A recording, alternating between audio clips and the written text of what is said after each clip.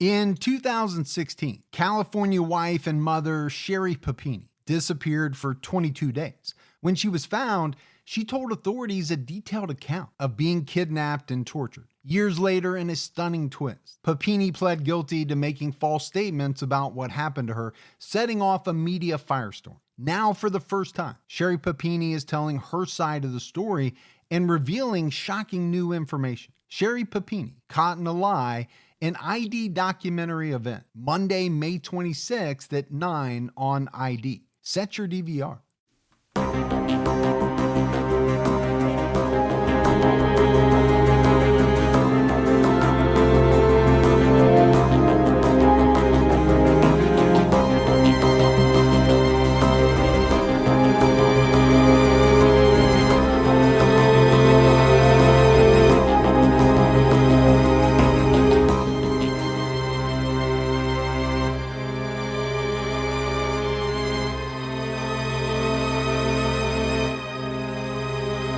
Hello, everyone, and welcome to episode 201 of the True Crime All the Time podcast. I'm Mike Ferguson, and with me, as always, is my partner in true crime, Mike Gibson. Gibby, how are you? I'm doing good, man. How about you? I'm doing great. Good. I'm super excited for this part 2 of Aileen Wuornos. Yeah. Before we get into that, let's do some Patreon shout-outs. All right. We had Terry Martin. Hey, Terry. Patrice Craig. Hey, thanks, Patrice. Alicia Imrie. Hey, Imrie. April Matthews jumped out at our highest level. Oh, man. Thanks, April. Tamara Benton. Hey, Tamara. Eugenia Green. What's going on, Eugenia? Ryan Killian jumped out at our highest level. Hey, thanks for that, Ryan. We had April. Hey, April. Lynn Minogue. What's going on, Minogue? Cheryl Marie jumped up to our highest level. Hey, Cheryl. Angela Huerta. Hey, Horta. April Nichols. What's happening, April? Belinda Morris. Hey, Belinda. Tamara Payne. Hey, thanks, Tamara. Aaliyah Capodici. Ooh, Capodici. Nicole Cara Spruce. Hey, Nicole. Camilla S. What's going on, Camila? Sue Lewis. Hey, Sue. Robin Hollis. Well, thank you, Robin. Vivian Garricani. Ooh, Gallicani. Carolyn Rogerson. Hey, Carolyn. Susie Wood. Thanks, Susie. Oki Nagorski. Ooh, okay. That's a cool name. Yeah, it is. And last but not least, Carolina Najera. What's up, Najera? And then if we go back into the vault, this week we selected Andrew Eastwood. Hey, Andrew, thank you. So we appreciate all the new support, the continued support. We had some great PayPal donations as well. George Shaw. Hey, George. Rajesh Patel. Hey, thank you, Rajesh. Haley Sullivan. Hey, appreciate that, Haley. And Rebecca Lizardo. Oh, awesome. Lizardo. Yep. So thank you as well. Yeah. All right, we're jam-packed, Gibbs, so we got to hurry. We got to jump into this episode. We do. But first, let's talk about True Crime All the Time Unsolved. Yeah. We have a brand new episode out right now. We're talking about the disappearance and murder of Tracy Gilpin. So we're headed to Kingston, Massachusetts. Yeah. This is a very interesting episode because, number one, we talk about the unsolved murder of Tracy Gilpin. We do. But at the same time, we discuss the solved murder of a young girl named Melissa Benoit. And there is a potential connection between the two cases that may lead to naming Tracy's murderer. So some twists, turns, things take a while, but everything kind of comes full circle. It does. And makes for a very interesting episode that I think people want to check out. So for you folks out there that typically don't listen to Unsolved, this is a good one to listen to. It is because there's some finality and then there's some potential finality in the unsolved portion. I'll just leave it at that. We don't want to give anything away. All right, Gibbs, are you ready to get into this episode of True Crime All the Time? Man, I really am. I can't wait to hear this part. We are on to part 2 of the Aileen Wuornos story. In part 1, we covered her childhood, her relationship with Tyria Moore, and her killings.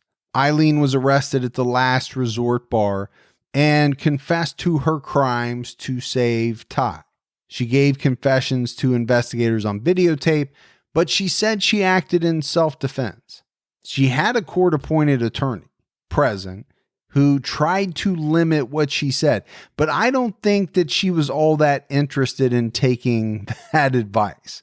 She seemed very eager to talk. When you watch these interrogation videos, she basically sat there smoking cigarettes and pretty calmly talked about how she had killed 7 men. In this episode, we'll get into her trials and her increasingly erratic behavior. We'll also hear from both Aileen and Ty Moore in clips, so let's get to it. After Aileen was arrested, but before she was even charged, there were all types of people, Gib, that were trying to cash in on the Wuornos story. She did as well. Sure. But that was prevented.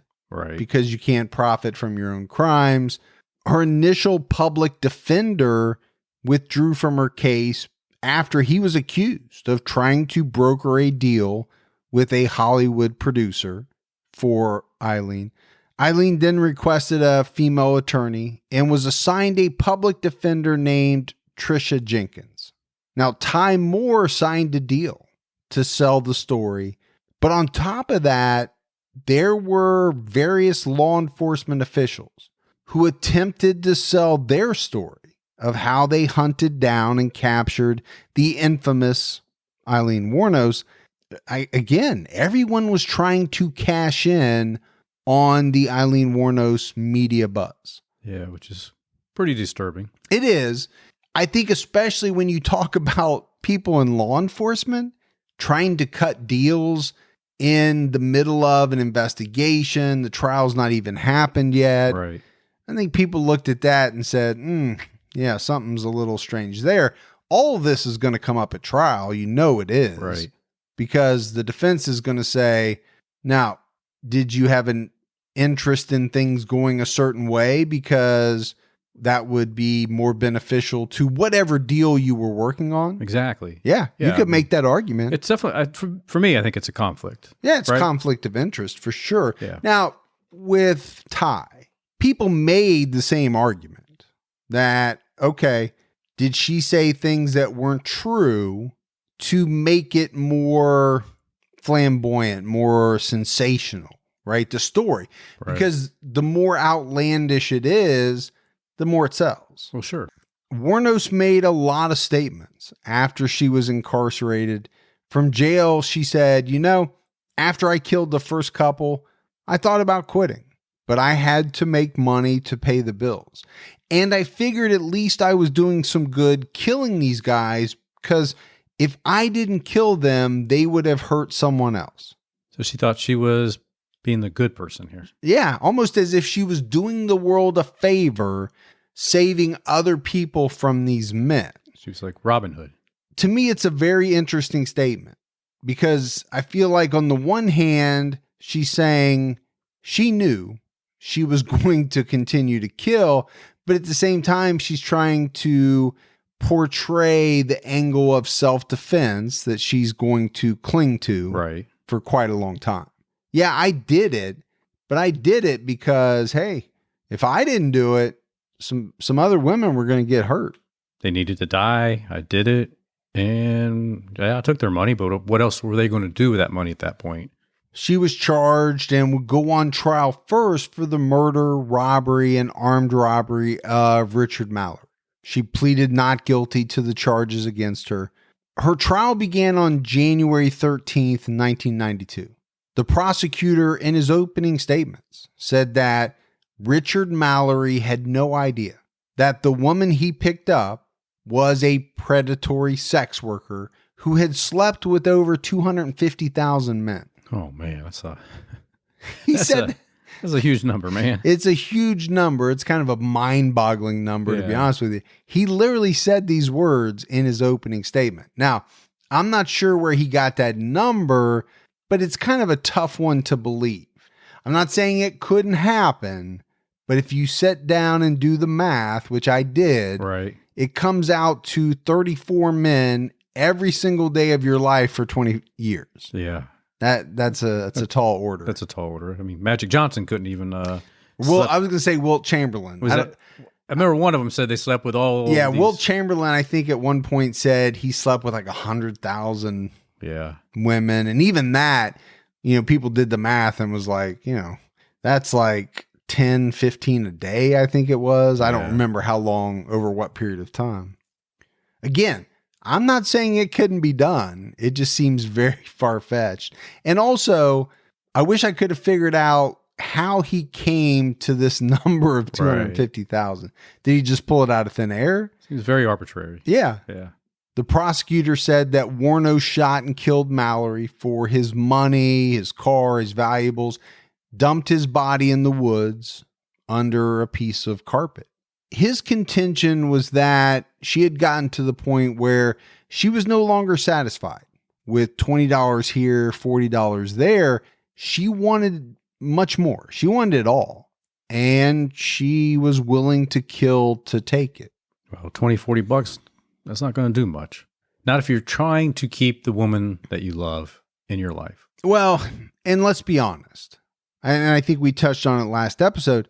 The life that she was leading was a tough one, right? To make ends meet by, working exits on the interstate, hoping somebody would pick you up, and then essentially trying to figure out if that person was interested in sex for money. Yeah. That's a tough gig. It is a tough gig. I mean, we're not talking about a $10,000 a night escort that people are trying to book. Right. She is really out there grinding. Yeah. Literally. Yeah. And I think from that, you can see where the prosecutor is coming from. Scraping by. The years are ticking by. You're getting a little older every year. We all do. It becomes harder and harder to do what she was doing. And it has to wear you down, man. I think about that lifestyle that she was leading, doing that every day, however many days a week. I just feel like it would have to grind you down to a nub. Oh, man. I mean, no doubt about it. Mentally, physically, emotionally. Every aspect of it. Yeah. Yeah. Roll it all into one. You certainly didn't get out of bed all happy and cheerful and like, I'm going to take the day today. Do you get out of bed happy and cheerful? Every day, man. Do you really? I'm going to take the day today. Oh, not me. I'm like, damn, I want to go back to bed. I just can't wait to get out of bed every morning. But once I get up and I have my 6 cups of coffee, then I am ready to take that day. Yeah. I know a few people that have to have their at least 2 cups of coffee in the morning before they can function. Dude, I drink 2 cups while I'm thinking about the rest of the coffee. Yeah. It's kind of like an appetizer. You're probably still scratching yourself in the morning as you're drinking your coffee. Well, let's not get crazy. I'm not caveman. Eileen's defense attorney, Tricia Jenkins, said in her opening statements that Wuornos was attacked by Richard Mallory. She was terrified, and so she shot him in self-defense.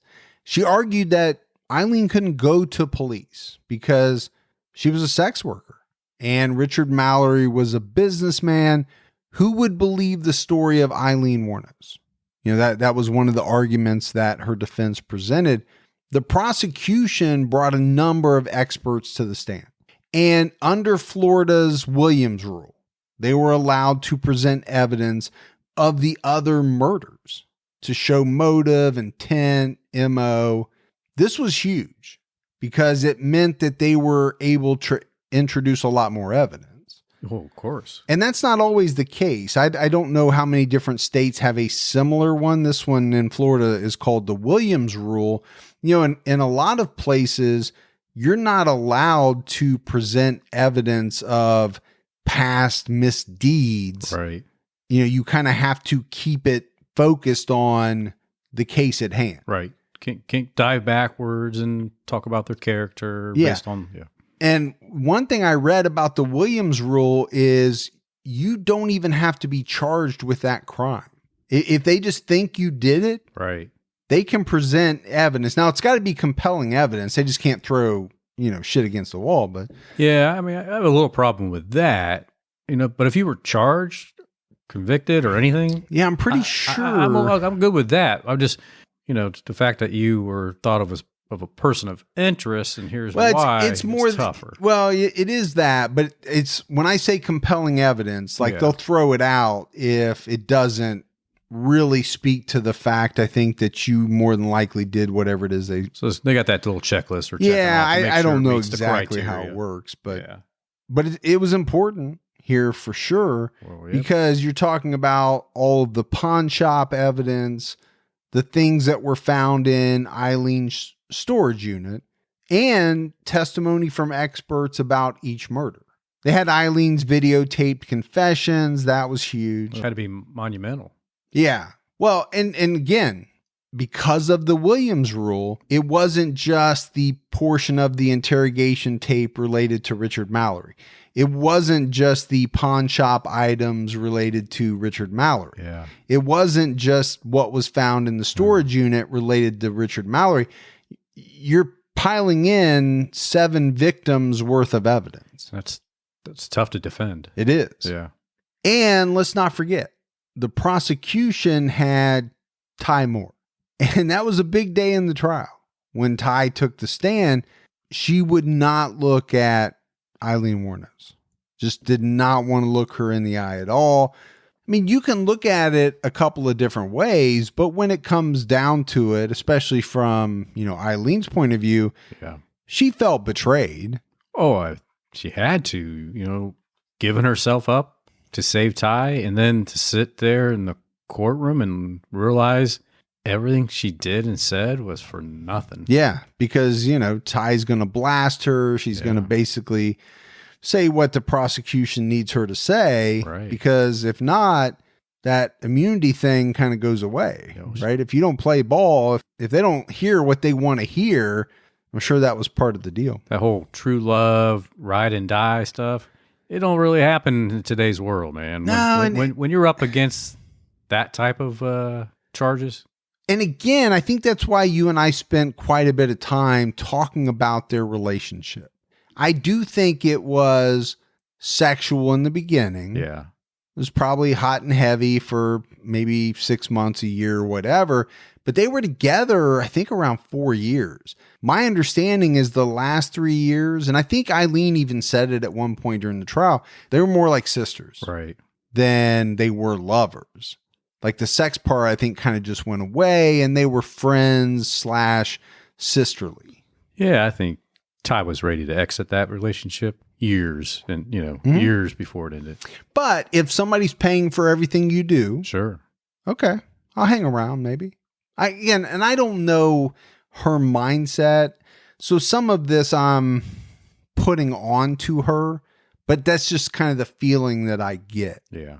Moore testified that Aileen confided in her that she had killed Richard Mallory, but under questioning said that Wuornos had not mentioned anything about being attacked or raped. And that's important. But let's hear a short clip of Ty on the stand. When she, before you tell us what she told you, where was she and where were you, if you remember? What were you all doing? Just watching TV? We were sitting on the floor watching TV. Okay. Were there anything unusual going on at that time, other than just sitting there in an apartment together watching some TV? No. Okay. Can you describe her appearance at that time? She seemed fine. Was there anything particularly different or the same about her as when you had left her to go to work? She was the same. Same basic physical appearance? Yes. She told you that there was something that she wanted to tell you. Correct. Can you tell the ladies and gentlemen of the jury how that conversation began and what transpired? We were sitting on the floor watching TV, and she just come out and said, "I have something to tell you." And I asked her what, and she said that she had shot and killed a man that day. So that's our first chance to hear from Ty Moore. I think there's 2 important things there. Number one, the prosecutor gets her to say that Aileen told her that she killed a man. And then the second one is, did she look any different? Right. Because if Aileen had gone through the vicious attack and rape that she claims she did, and we're going to detail it out here in a little bit, she would not have looked the way that Ty Moore is saying she looked. Yeah, you would have visibly seen the battle scars. Yeah, because, and again, we'll go through it in a minute, it's vicious. Her account of it. Yeah, and you'd think her demeanor would be off. Now, Eileen's defense attorney claimed that she had killed Richard Mallory in self-defense. She argued unsuccessfully to suppress the videotaped confessions. She tried to get them thrown out, but okay, that didn't work. And that was huge, right? If she wins that battle, all right, maybe you got a chance. Right. But when you have a person on videotape who sat down with police and one by one said they killed these people and here's how I did it. And, that's really tough evidence to get around. Well, it's hard enough to defend one, but to have the 6 other confessions on there. Yeah. Well, and the fact that they were allowed to be introduced. Right. Even though technically right now she's only on trial for the murder of Richard Mallory. Jenkins also argued that because Moore and some in law enforcement had either signed deals or they were working on deals to sell their story, they had a vested interest in sensationalizing Aileen Wuornos as this big-time murderer. So basically she's saying they're willing to say anything because that helps them get the deal. It helps them make the deal bigger. I mean, let's face it, that story Gibbs would sell much better than one involving a woman who killed to protect herself. Well, sure. Because now she's a serial killer. Right. A woman serial killer. A female serial killer. Yeah. Against her attorney's advice, Wuornos took the stand in her defense. And in fact, she was the only defense witness. So my assumption is her attorney was prepared not to call any witnesses because she didn't want Aileen to take the stand anyway. I always have a hard time with this, but I get it. They want to try to tell their story. Yep. Right? They feel like the jury, the judge, no, people aren't hearing me. People don't understand what I went through. I just got to get up there so I can tell them. And once they see me tell the story. Yeah, I agree. I think a lot of people mistakenly believe that by using their own words, they can convince the jury to believe what it is they're saying. I truly think that she told the jury that she killed Richard Mallory after he tried to rape her. She painted herself as the victim from her childhood all the way up to having to basically support and tend to every need of her partner, Ty. At one point, she said of Moore, she wanted me out there working. I was her white slave. This is what she said. Right. She told the jury that Richard Mallory tied her to the steering wheel of his car, put a cord around her neck, violently raped her, and severely injured her. But she went on and said that he poured rubbing alcohol in her eyes, vagina, and anus to inflict even more pain. And she said this guy enjoyed it. This is what she told the jury. He enjoyed the torture. He enjoyed her moaning, her crying. He was a sadist, according to Aileen Wuornos. She told the jury that she thought she was going to die. And at one point, she spit in his face. She said that he asked her if she wanted to die. And then he said, "You're dead now." And she told jurors it was at that point, Gibbs, she decided right then, nope, I am not going to die. That's when somehow she was able to free herself, get to her gun, and shoot him multiple times inside the car. Then, when he was able to get out of the car, she said he was still coming after her, so she had to shoot him a few more times. Then she said she covered his body up with a rug, but she said she did it because she didn't want the birds to be able to get at his body. She was concerned about him. Yeah, so look, if someone's doing that to you, if he really did all that to her, you wouldn't give a shit about birds, varmints, any of that, right? I mean, you're not going to care. Your concern is to get out of that scenario as quick as possible. And again, I think it's part of the problem of taking the stand. Right. You're talking, you're trying to get all these points across, but at some point you say things that just don't make any sense. Right. As you just pointed out. Yeah.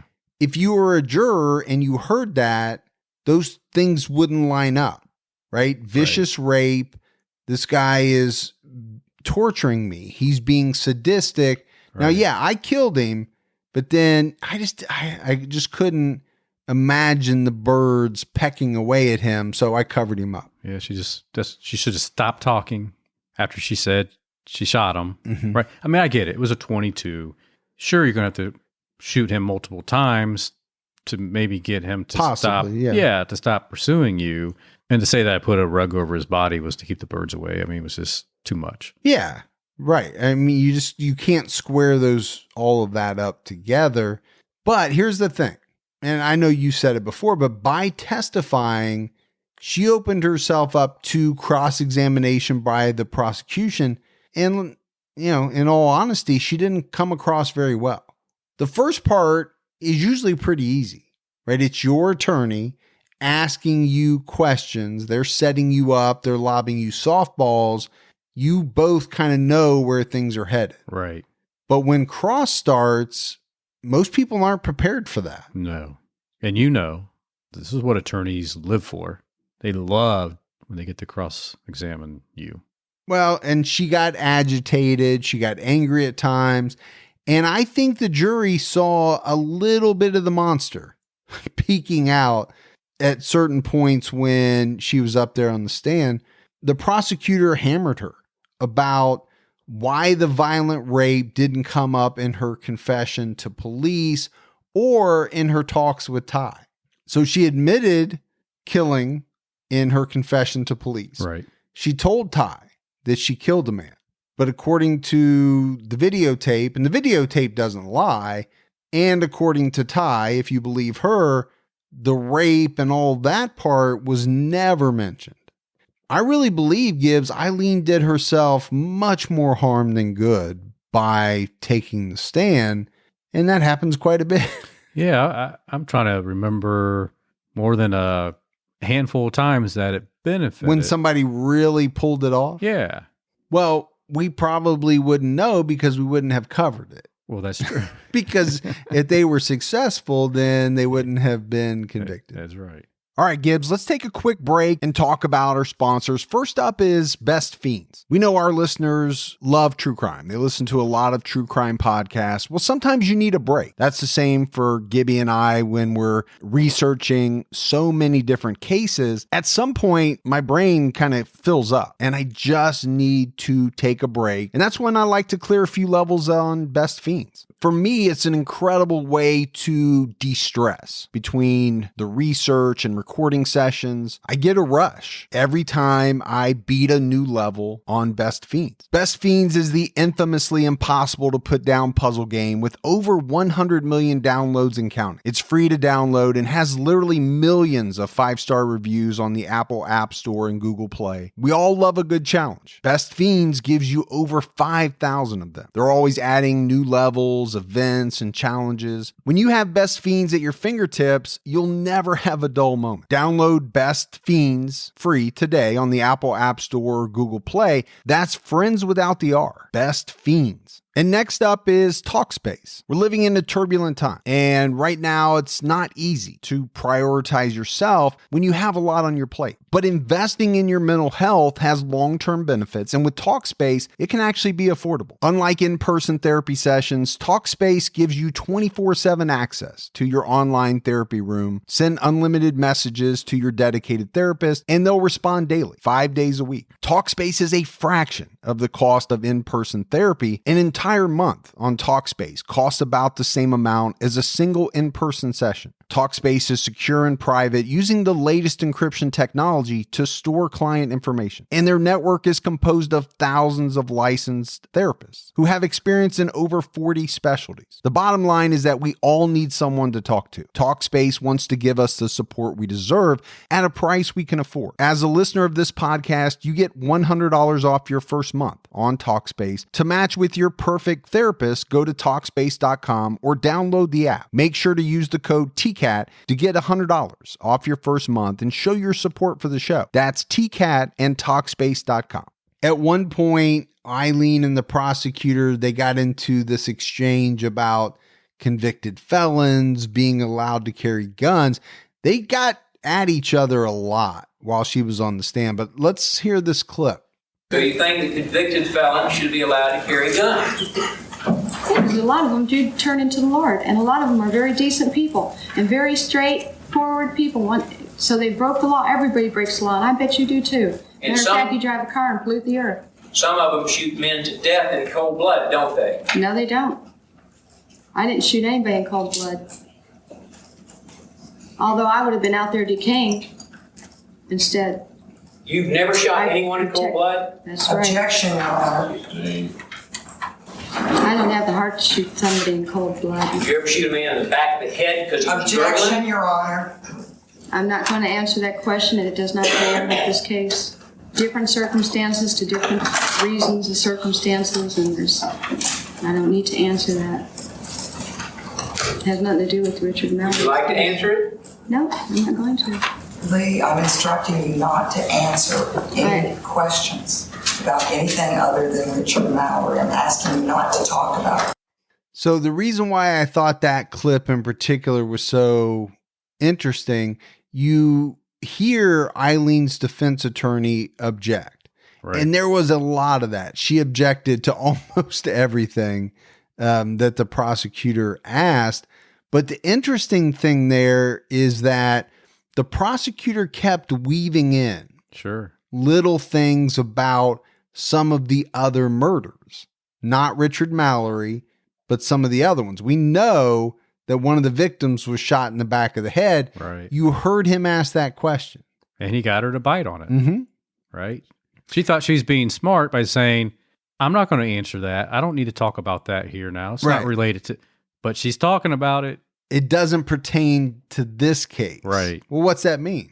Well, it Means- pertains to something else. Right. So it's in the jury's head. Yeah. And, I think her defense attorney tried her very best to keep her from talking about those things. It was almost like she just couldn't help herself. She wanted to spar Right. with this prosecutor. Why, I don't know. I mean, she was not an extremely intelligent person. But I think that's what she's done all her life. She's always tried to, Talk her way in and out of things. Yeah. I agree with you. yeah, she has in her own mind on how it really played out, even though it's not how it played out. Well, think about this. She was a salesperson. Yes. You would have to look at it that way. She sold her services Right.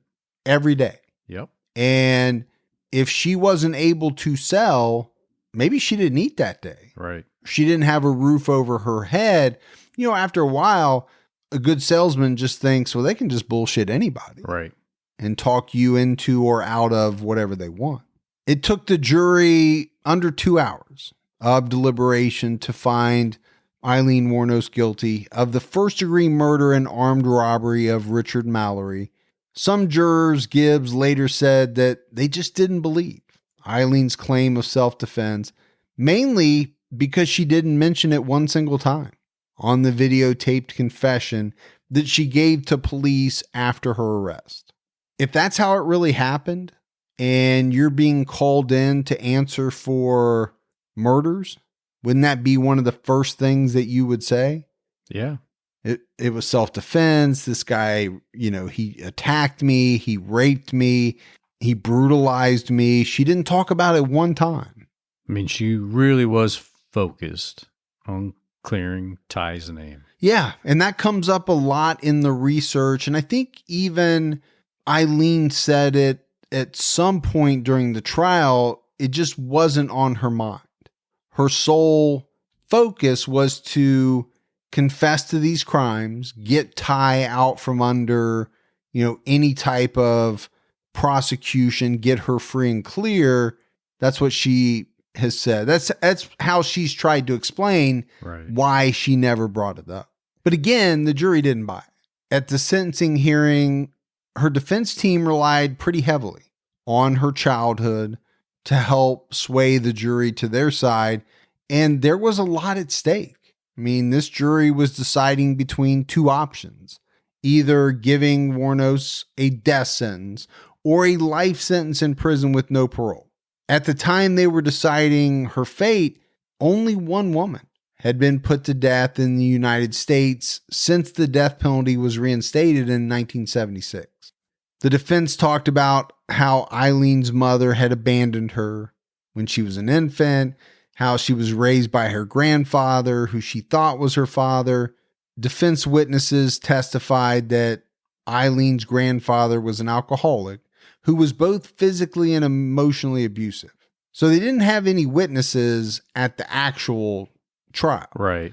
But at the sentencing hearing, that's where you bring in the family and say, oh, she grew up rough, Right. and kind of, try to sway the jury against the death penalty. And she did grow up rough. She did. Yeah, she had a terrible childhood. But does that mean she can't be fully accountable for her actions? Well, I can tell you this jury didn't think so. Right. But I will say her attorney, Tricia Jenkins, gave some very impassioned closing arguments. She really tried hard to save her client from the death penalty.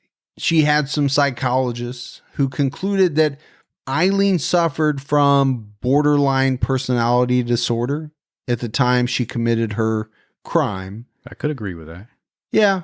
Yeah. And we're going to hear more about some of her mental health issues later on. But they said that could have accounted for her constantly changing stories. They also said she exhibited evidence of brain damage. Now, the prosecution countered by bringing Eileen's uncle, Barry Wuornos, to the stand.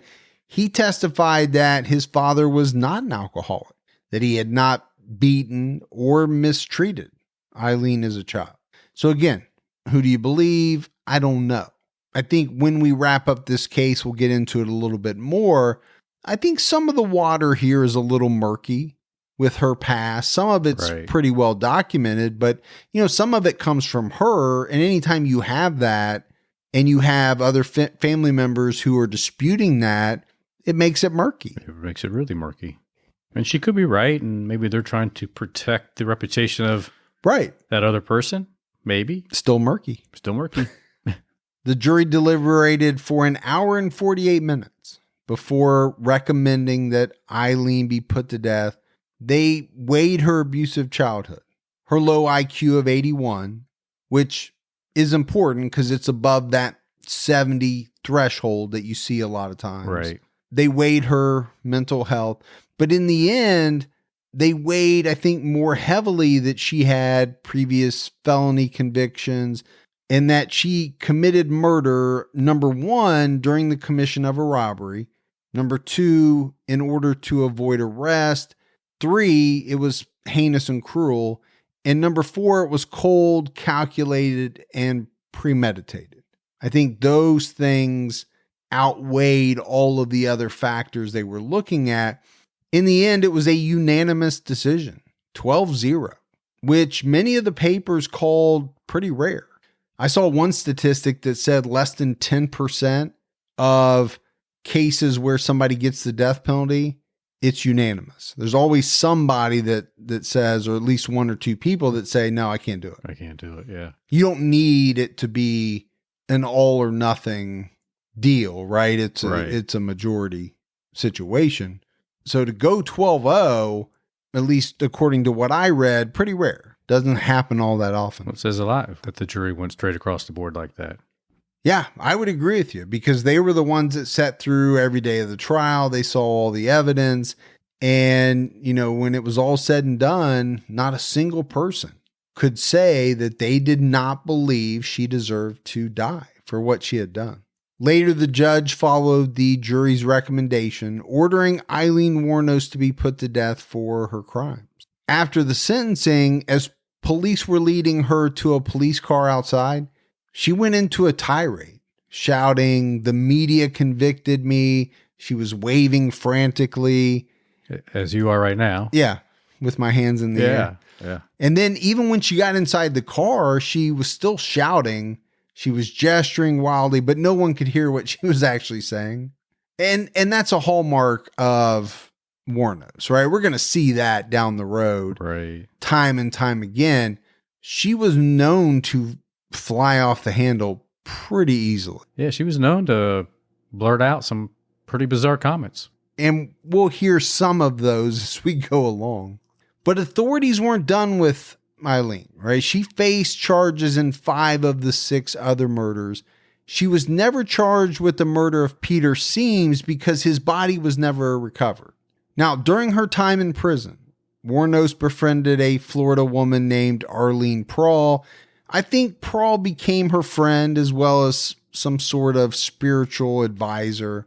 But this woman, too, was accused of trying to profit off of Aileen's story, and the two later had a falling out. But Aileen did help hire a new attorney for Aileen, a guy by the name of Brian Glazer.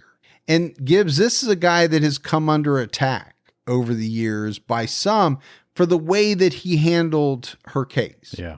When you talk about some of these other murder charges, she originally pleaded not guilty, but very quickly her plea was changed to no contest. A lot of people have been critical of Glazer about that, saying that that was his doing. Right. You know, there are people that have said he took this case just for the publicity. He really wasn't in it to try to help her or save her. Again, I don't know. These are just comments that, you know, you read in papers and in different places, criticisms of him. Now, we had a good friend of the show and board certified forensic psychologist named Allison. She sent me some interesting documents. She's had a fascination, too, with the case of Aileen Wuornos.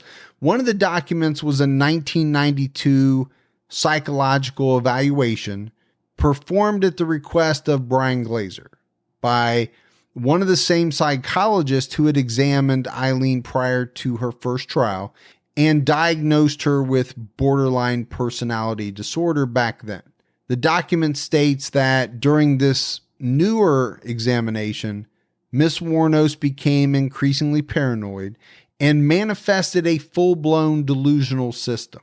At this time, she is exhibiting a fixed delusional system, which suggests that she perceives her former attorneys, as well as her present attorney, as part of a conspiracy. In conclusion, it's this examiner's opinion that Miss Wuornos is suffering from a delusional disorder, persecutory type. In view of this evaluation, it is this examiner's opinion that Miss Wuornos is incompetent to proceed, particularly in that her ability to rationally participate in plea bargaining is significantly impaired. It's a huge statement. It is because of what we know happened, right? She pleaded no contest to these murders. So Brian Glazer had this in his possession, but yet still moved forward with a guilty plea in the spring of 1992 and didn't really ask for anything. Didn't ask for the death penalty to be waived. Didn't ask for anything like that. He just basically got her to, plead no contest. You're guilty. I think there's definitely an error on his part. Well, that's the way people view it. Now, I don't know how much of that was him. I don't know how much of that was Wuornos just saying, I'm done with this. I don't want to deal with this. I just want to get it over. But again, that's why a lot of people have questioned him, criticized him over the years. But here's a clip of the judge handing down her sentence for 3 of the murders. I sentence you in case number 91-463 to death for the murder of Troy Burris. Case number 91-304, I sentence you to death for the murder of Charles Humphreys. Case number 91-112, Citrus County case number, I sentence you to death for the murder of David Spears. Thank you. And probably see, I'll be up in heaven while y'all are rotting in hell. We will handle I hope that. they get If not, raped in the we'll ass appoint one a of these member of the days. Fifth Circuit to handle that. Okay, there will be an automatic appeal. You have the right to an appeal. Mr. Glazer, is that going to be handled by you May or the your public wife and defender? kids get raped. I would ask that you would Right appoint in the the public defender's ass. office. Okay, to handle the appeal. I'll appoint the public defender's office to handle the appeal. There's one other thing that I want to say that I think needs to be said. I know I was raped, and you aren't nothing but a bunch of scum. Therefore, these proceedings are now Putting concluded. somebody who was raped to death, motherfucker.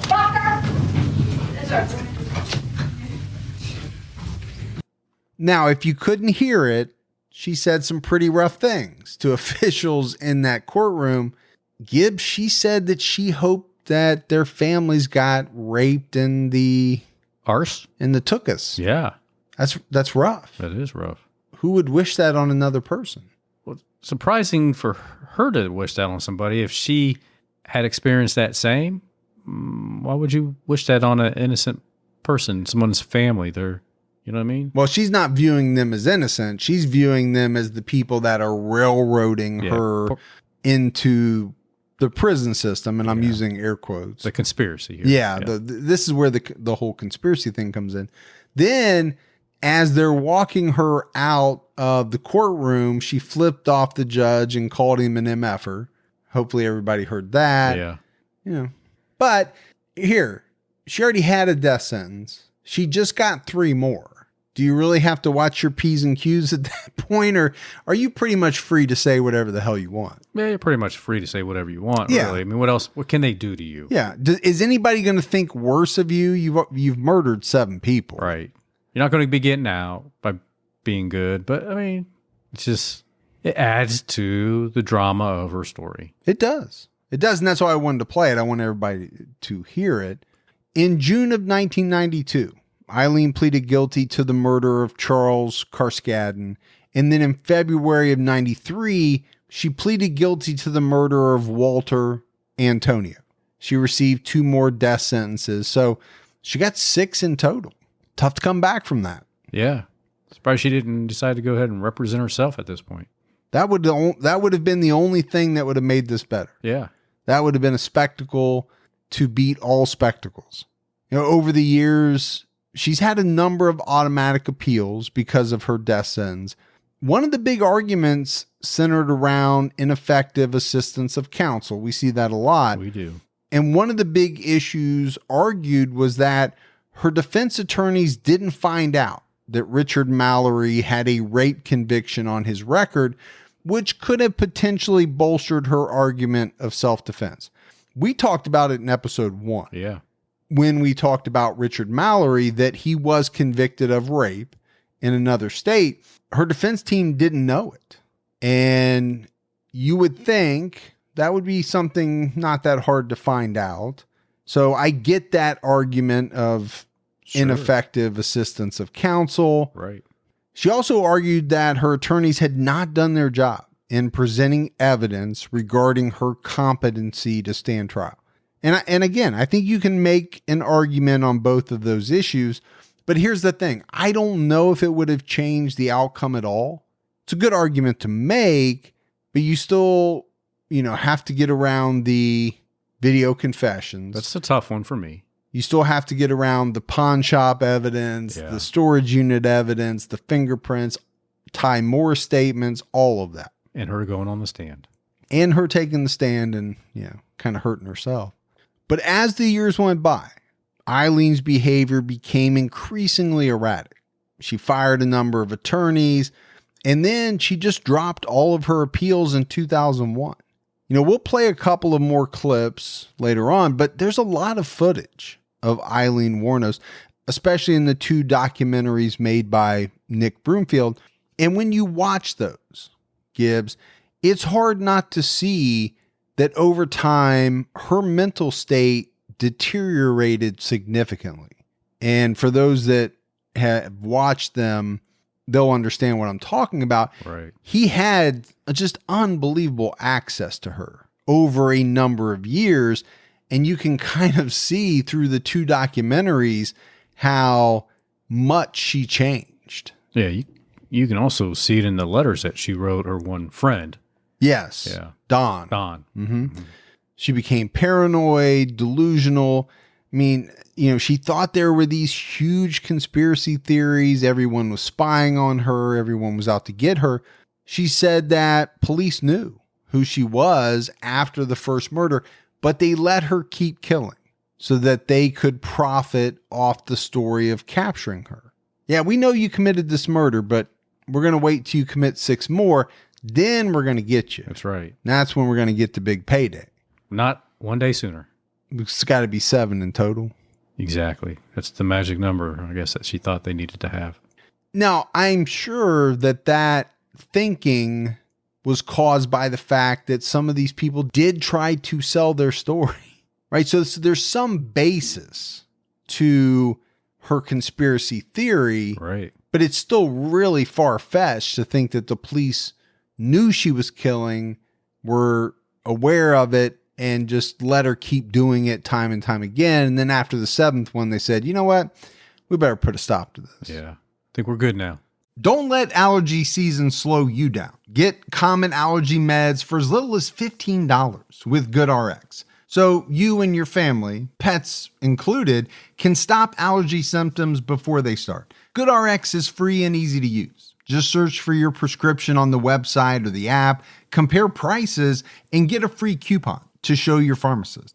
Save at over 70,000 local pharmacies nationwide, including Walmart, Walgreens, CVS, Publix, Kroger, and many more. Check GoodRx before every trip to the pharmacy to save up to 80% on both brand and generic medications.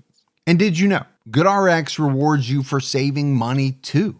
Join GoodRx Rewards today and earn points every time you use a coupon. Remember, GoodRx is not insurance, but works whether you have insurance or not. And it could be your insurance copay price. I've been using GoodRx for years, and I can't tell you how many times I have saved money even with my insurance. Stop allergies before they start and save big on allergy medications this season with GoodRx. Go to goodrx.com/TCAT. That's goodrx.com/TCATT.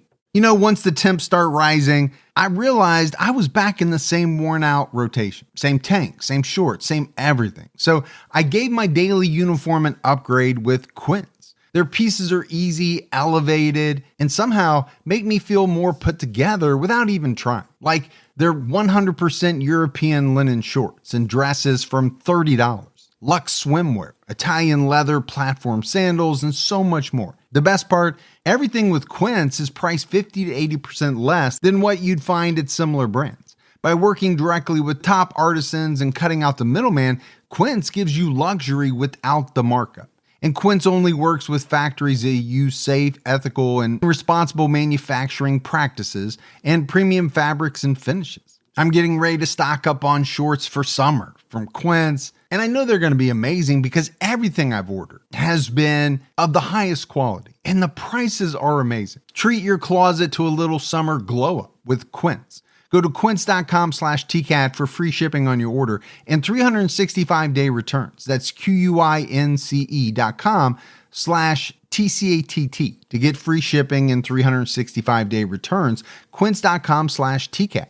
This erratic behavior came out in some of her appeals and motions that were filed.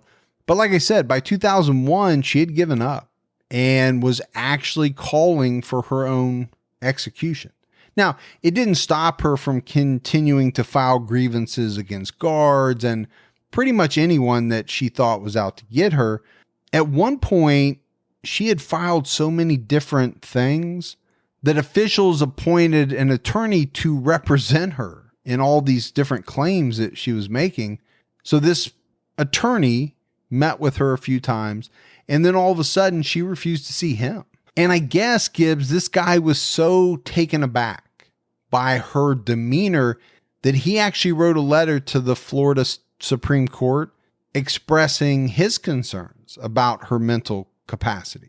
But Aileen wrote her own letter to the Florida Supreme Court in which she said that she seriously hated human life and would kill again if she could.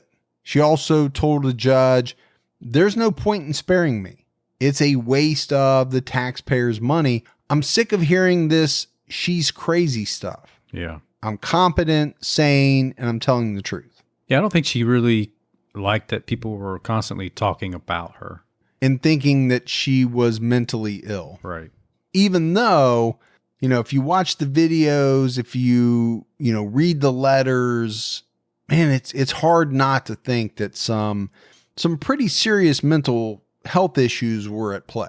My thing is, when did it start?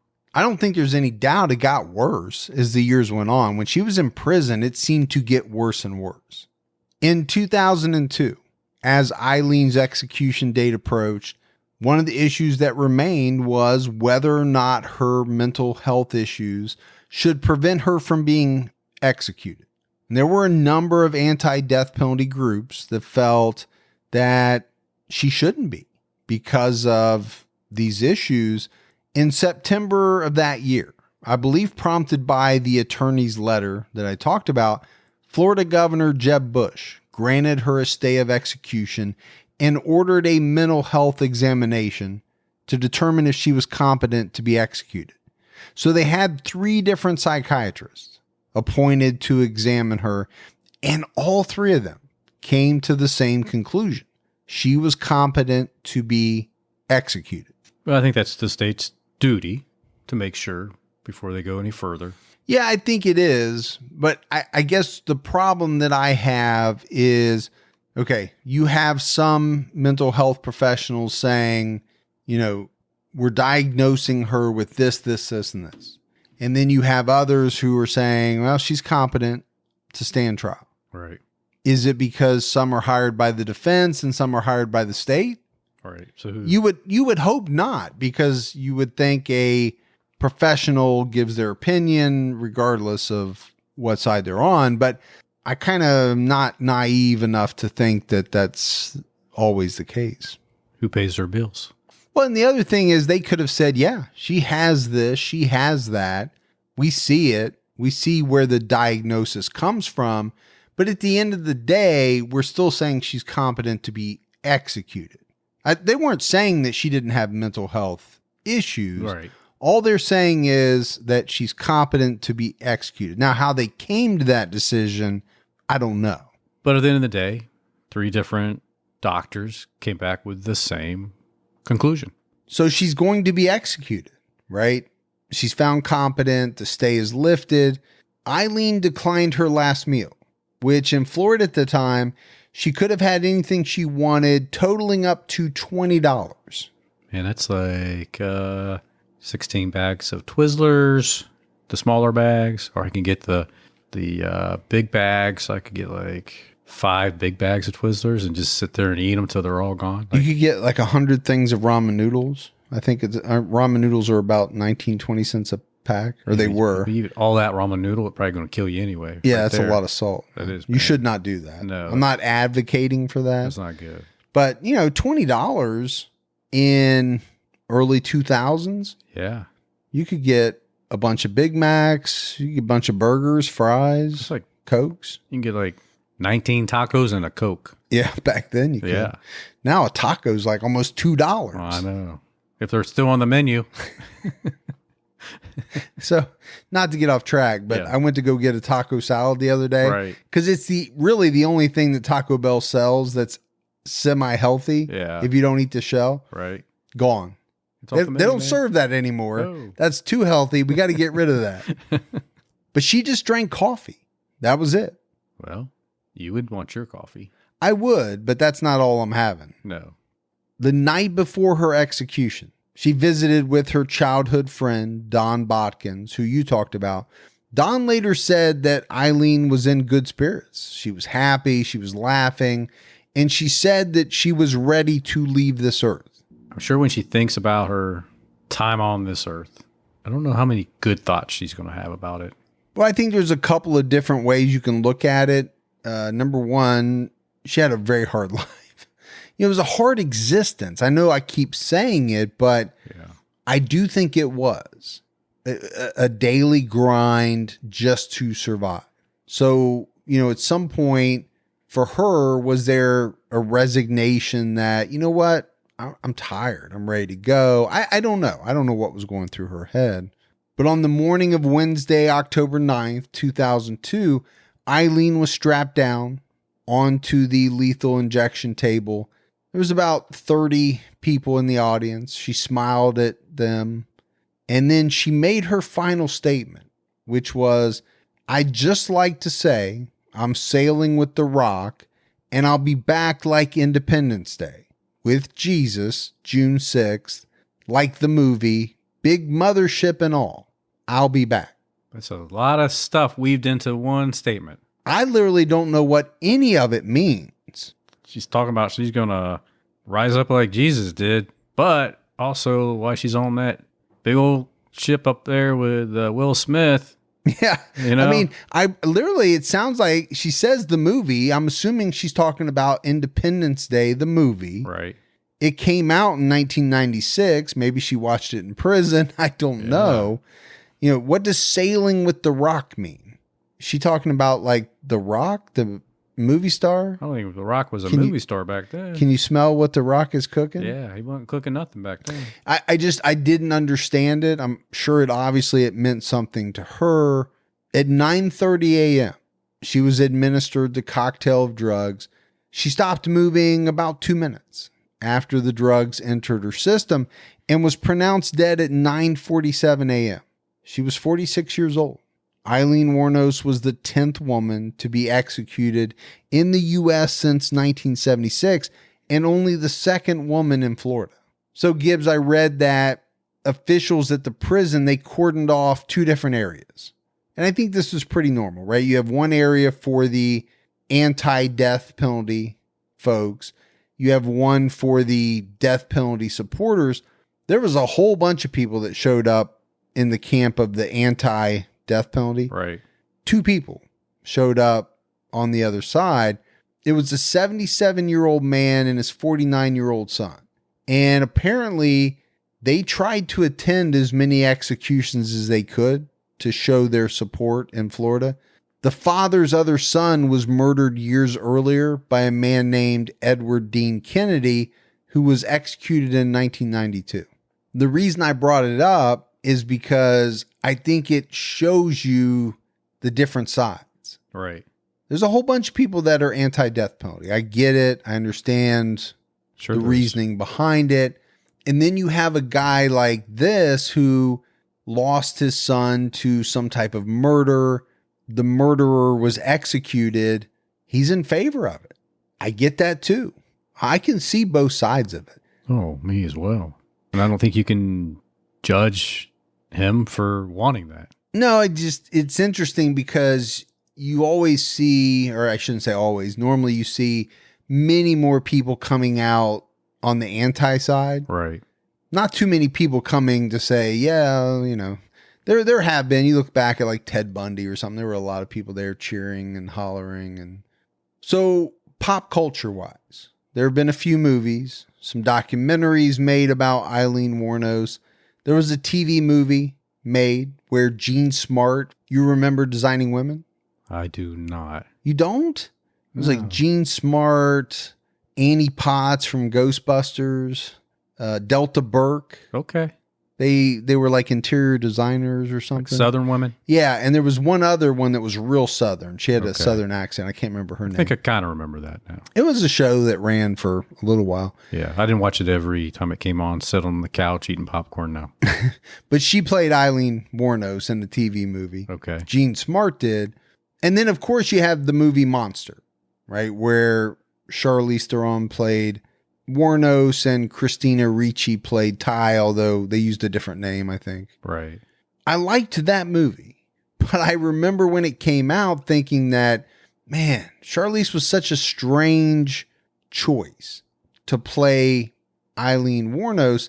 You have this woman who's a movie star. She's a model. She's on these commercials, right, for perfume and fancy things, playing the part of a woman who, as we've described, lived a very hard life. Right. And when you see pictures of her, she looked extremely haggard. I'll use that word. Yeah. Because I think she had led such a hard life. She did, yeah. You know, that lifestyle with drinking and smoking. Yeah, and we didn't even really talk about that much, but she did drink a lot. Right. Actually, her and Ty both. They drank quite a bit. At one point, I think Aileen said that they drank almost everything that she made. Yeah. They just would go to bars and drink it up. And that's not good for your skin, man. No, but then I saw the movie, right, Monster, and I was like, damn, is that really Charlize Theron? There's no way. That's her without no makeup on, man. And then, you know, so whoever was in charge of the makeup on that movie should have won some big award, an Oscar or whatever. Maybe they did. I don't know. But I remember I watched it maybe last year with my wife and daughters, and I had to pull up IMDb. Right. Just to prove to them that that was really her. They would not believe me. Yeah. That's how good the makeup was in that movie. You know, she was pretty good in that movie, I thought. I mean, she won an Oscar for I thought Best she did a really good job. Actress. She won a Golden Globe. She won a SAG award. So people really thought she did a bang up job. But for me, again, it's the 2 documentaries from Nick Broomfield that really catapulted my interest in Aileen Wuornos. One is called Aileen Wuornos, The Selling of a Serial Killer. And then later on, he did one called Aileen Wuornos, Life and Death of a Serial Killer. I remember watching the first one. Gibbs, it must have been 25 years ago. Right. And I was just riveted. I remember that. He had such access to her. And the things that she says in both documentaries, they're mind-blowing. They really are. So let's play a clip from one of Aileen coming clean. I cannot go in the execution chamber and die in the execution chamber as a liar. And I cannot go in the execution chamber and be executed under the devil. I have to come clean and cleanse my spirit in the name of Jesus Christ. I killed those 7 men in first-degree murder and robbery. As they said, they had it right. It's serial killer. Not so much like thrill kill. I was into the robbing biz. I mean, serial killers are in this thrill killing jazz. I was into the robbing, and eliminate a witness. But still, then again, I got a number, so it's serial killer. So, obviously from that clip, that is shortly before she's set to be executed. And I said coming clean because, for most of her time, she had stuck with that story of self-defense, rape, assault, and I had to defend myself. Well, and then she comes out and says that and pretty much reverses it, does a complete 180. Well, it's time for her to get right. Now, here's a clip of Aileen that demonstrates to me what her mental state was like towards the end of her life. I'm all right with it. Yeah, I'm ready to go. Hey, I was tortured at BCI. They had the intercom on in the room, and they kept lying that it wasn't on. And they were using sonic pressure on my head since 1997. And I think they had some kind of eye in the cell, I'm not sure, but every time I started writing something, it went up higher. So I'm thinking that probably had the TV rigged. The TV or the mirror, something was rigged. They got a huge satellite on the compound. After they put the huge satellite on the compound, could have been either rigged to the TV set or the mirror or something, because the electrician, when he put the mirror on the wall, he said, doesn't that look like a computer? The back of it, and they stuck it to the wall. It was crushing my head, and they were using sonic pressure continually. Pressure. Sonic pressure. And that's just a small piece. I mean, there's a lot of rants from Aileen that kind of follow that same line of thought, and it's out there. I mean, I don't know how else to say it. Yeah. Well, again, it wraps around that conspiracy theory that she had. Yeah, she had it, and I think it just got worse and worse over time. I would encourage everyone to try to find those 2 documentaries. They're worth watching. Nick was the last person to interview Aileen before her execution, and he told reporters outside the prison afterwards, my conclusion from the interview is today we are executing someone who is mad. Here is someone who has totally lost her mind. And I think, from some of those later interviews in his documentaries, it's hard not to think that Aileen Wuornos was pretty seriously mentally ill. Either that or she was putting on a show worthy of a Charlize-like Oscar performance. Yeah. I think it's the first statement there. I do too. Gibbs, I think when you look back at Aileen Wuornos, you see a woman who had a traumatic childhood. Again, it's hard to fully know how much actual physical, sexual abuse she suffered, but it is well documented that she was sexually active at a very early age. I think some of that was consensual, if you want to call it that, as a way for her to get things she wanted. I think she's even admitted that. But I don't believe it all was. I think she was taken advantage of at a young age by boys in town, maybe by some men in town. And of course, if what she says is true, by people in her own family. She was definitely on her own very early on, having to figure out how to fend for herself and survive. And, she went with something that had worked for her before, which was providing sexual services for money. Right. I guess the question I have regarding the murders is, and maybe it's a couple of questions, but did she commit them to try to keep Ty Moore from leaving, meaning she needed to get money or else Ty was going to leave her? Or did she just decide that it was getting too hard to survive on what she was making day in and day out? And she thought, man, this is an easier way. I can get a lot more money. I think you could argue either way. And maybe it's a combination of both, too. I would lean more towards that it was a combination of both. And then I guess the other thing that just popped into my head as a question is, okay, she was diagnosed with a number of mental health issues. How much of that played into what she did? If you believe she had a personality disorder, that certainly could have factored into her committing those murders. Yeah, I guess you're right. I'm not exactly sure how, right? A lot of people are diagnosed with personality disorders or, different types of mental health issues. They don't feel the need to kill. So what was it about the personality disorder that would have driven her to kill? I guess that's the question I have. The problem is I don't have the answer. It's a question that I don't know how to answer. Yeah. And then I think the other thing that people will debate is, whether or not she should have been executed, not for what she did. Well, you're going to have those people that just don't believe in it, period. Right. But more so because of the things that she was diagnosed with, should she have been executed? Because there's a lot of people that do not believe she should have been. They don't excuse her crimes. They don't think she should have ever been let out of prison. Right. They just think that it's wrong to execute people with the mental issues and capacity that she had at the time she was executed. Yeah. So you're going to have those arguments as well. And maybe today she wouldn't have been executed. Yeah. I don't know. But that's it, Gibbs, for our two-parter on Aileen Wuornos. Like I said, man, I'm ready for 200 more. Let's do it. Actually, 199 more. 199 more. And that's it. Once we get to 400, that's it. No way, man. We will do it as long as people listen. Yeah. I will say that. Yep. As long as we can hold out. Now, we need to get through this 2020, this pandemic. Man. We need some advertising because we're hurting bad. Yeah, but, yeah. It is what it is. Everybody's hurting. Oh, and big time. We're all trying to make it through.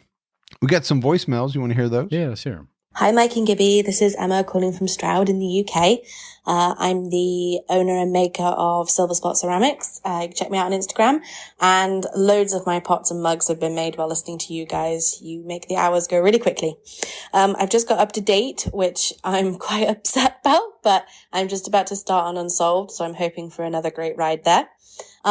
Just to let you know, I actually grew up in Gloucester, not very far away from where Fred and Rose West committed their horrendous crimes.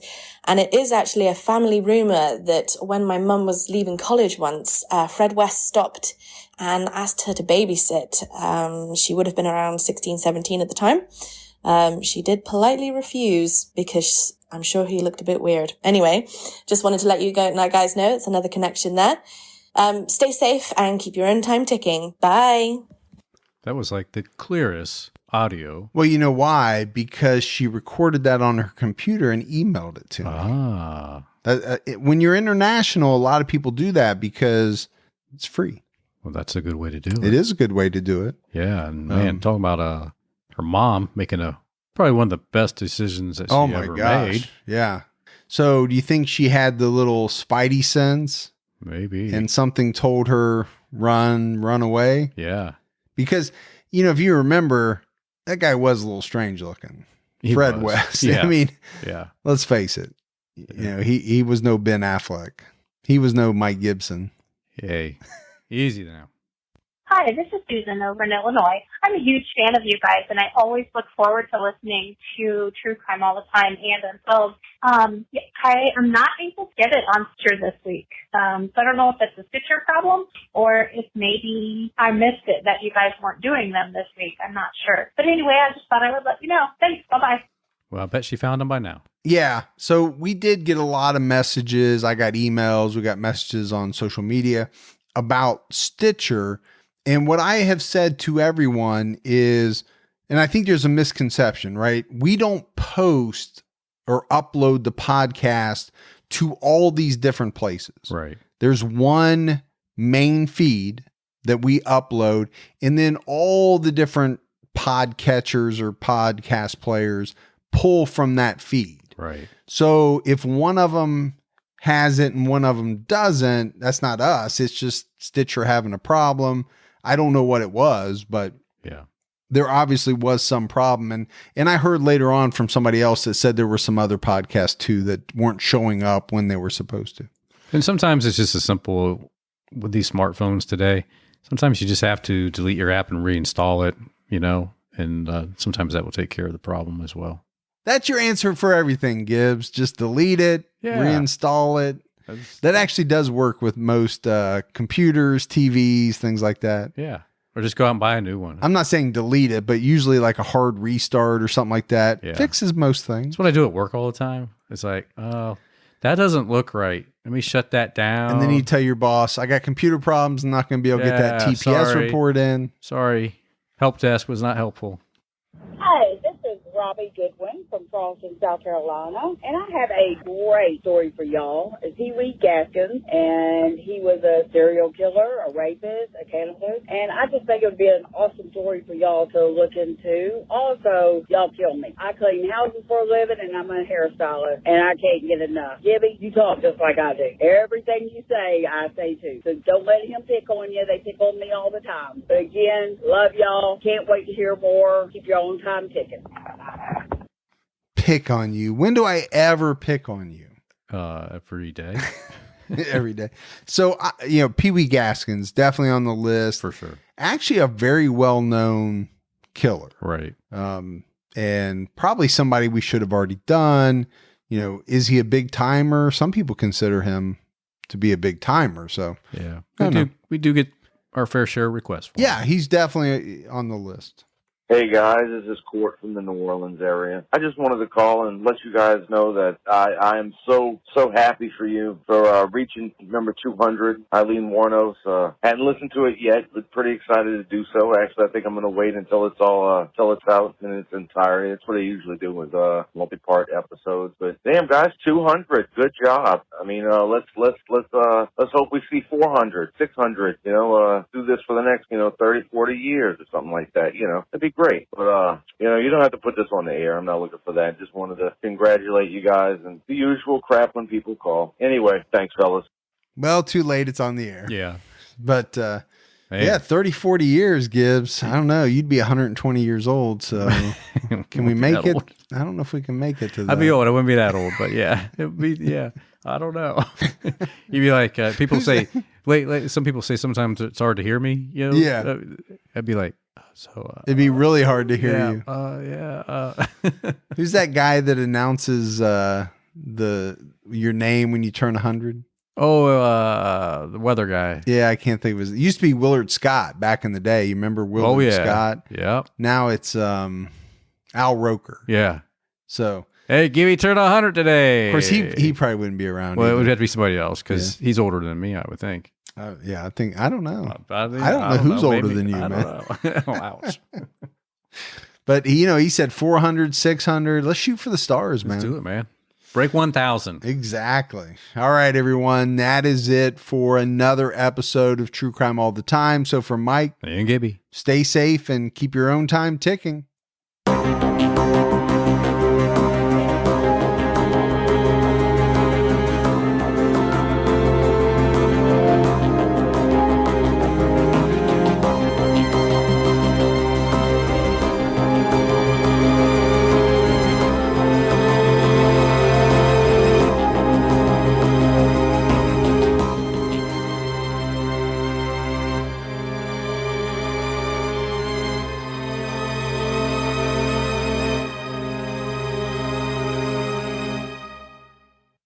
Inspired by the hit Wondery podcast Against the Odds comes the gripping guidebook, How to Survive Against the Odds, Tales and Tips for Animal Attacks and Natural Disasters. This might just be the most important book you'll ever read. Go inside life or death situations where everyday people survived nature's most extreme scenarios, and learn how you can too. In these tales, you'll hear about the grit, willpower, and know-how needed to endure shipwrecks, alligator attacks, earthquakes, and more. You'll learn from experts, including top doctors, about what happens to your body and mind in life-threatening situations. Plus, important tips on what to do, and equally important, what not to do when faced with a situation that is truly against the odds. Go to survivalguidebook.com to pre-order How to Survive Against the Odds today and get the perfect gift in time for graduation and Father's Day.